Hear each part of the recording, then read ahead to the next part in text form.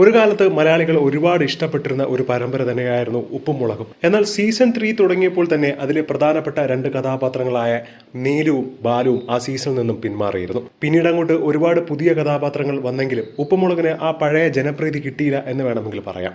നീലുവും ബാലുവിനെയും എത്രയും വേഗം തന്നെ തിരിച്ചു കൊണ്ടുവരണം എന്നുള്ള അഭ്യർത്ഥനയും സോഷ്യൽ മീഡിയയിൽ ഉയർന്നു. ഞങ്ങൾക്ക് പഴയ ബാലുവിനെയും നീലുവിനെയും ആ ഒരു കുടുംബത്തിനെയുമാണ് ഞങ്ങൾക്ക് മിസ് ചെയ്യുന്നതെന്നും ഇപ്പോൾ വെറും മക്കളെ കൊണ്ട് മാത്രം പരമ്പര മുന്നോട്ട് കൊണ്ടുപോയിക്കൊണ്ടിരിക്കുകയാണ് എന്നൊക്കെയുള്ള കമന്റുകളാണ് ഇപ്പോഴും പറയുന്നത്. ഈ അടുത്തിടെയായിരുന്നു ബാലു വീണ്ടും സീരിയലിലേക്ക് തിരിച്ചെത്തുന്നു എന്നുള്ള വാർത്ത സ്ഥിരീകരിച്ചത്. ബാലുവിന്റെ ആരാധകരും വളരെയധികം സന്തോഷമാണ്. എന്നാൽ നീലുവായി നിഷാ സാരംഗ് ഉപ്പുമുളകിലേക്ക് തിരിച്ചു വരാൻ സാധ്യത വളരെ കുറവാണ്.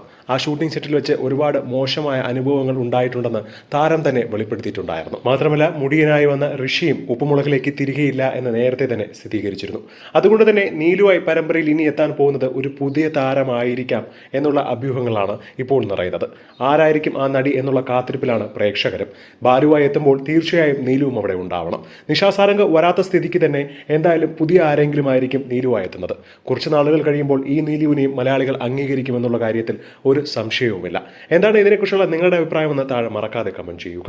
ഒപ്പം ഈ ചാനൽ മറക്കാതെ ഒന്ന് സബ്സ്ക്രൈബ് ചെയ്ത് ലൈക്ക് ചെയ്യുക.